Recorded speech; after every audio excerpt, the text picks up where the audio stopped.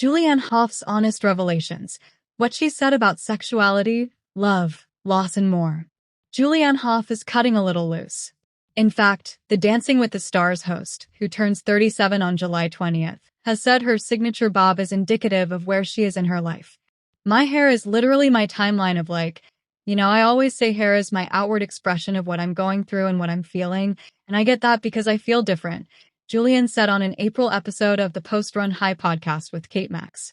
Which, in case you were wondering, is internally freedom. That's why it's as short as possible and sassy and free. It's this transparency that has allowed her to share several parts of her life with her fans, including her egg-freezing journey, upbringing, and divorce from ex-husband Brooks Lake. Showing they're still on good terms, she recently shared a look at her day on the lake with the former ice hockey player and his pregnant fiancée, CrossFit athlete Katrin Tanya Dafster. Julianne even wrote a book, Everything We Never Knew, that is not a memoir but is also influenced by her experiences. Its people are like, it's factional, the Mirrorball champion explained on an August 2024 episode of her ex's show on air with Ryan Seacrest, where it's definitely fiction, but it's definitely based on my life. Julianne started writing the book in 2020, which she described as a very, very big transformational time.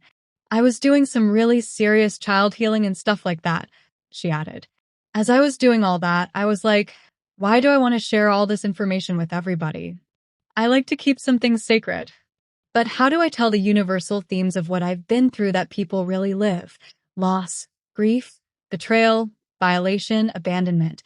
All those things that we all feel in a lot of different ways, but in a sense of entertainment, in a sense of this sort of sensorial experience. In reality, she named the detective after her beloved dog Lexi, who, along with her other Cavalier King Charles Spaniel Harley, was killed by coyotes in 2019. There's all these little Easter eggs, Julianne said. Well, if you do and have followed along my path personally, you're going to recognize some small stuff here and there. And as her tale unfolds, she's eagerly awaiting the future installments. It is the never-ending quest, Julianne said on the radio show. But I will say I've never been in a situation where I felt so okay being lost and I'm just so comfortable being me, and I really, really am so happy.